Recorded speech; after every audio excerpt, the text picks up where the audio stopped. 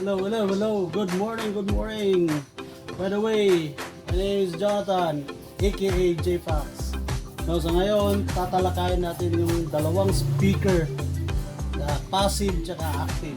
Yung pakilala ko sa inyo, first is si passive. Bakit sinasabi natin passive siya?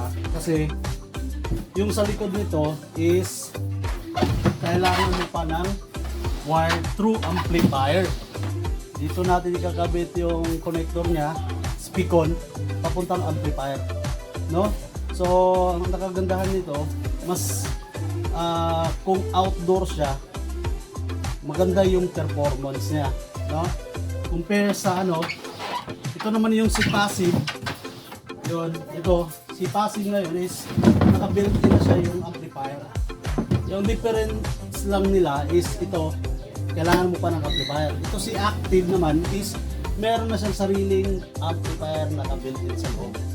So, nakagandahan nito is may Bluetooth na siya, may control na bawat channel, so input, tsaka mic in, tsaka yung preamp niya. So, kailangan mo lang ng power cord dito, on the go na, diretso na, under na po yan.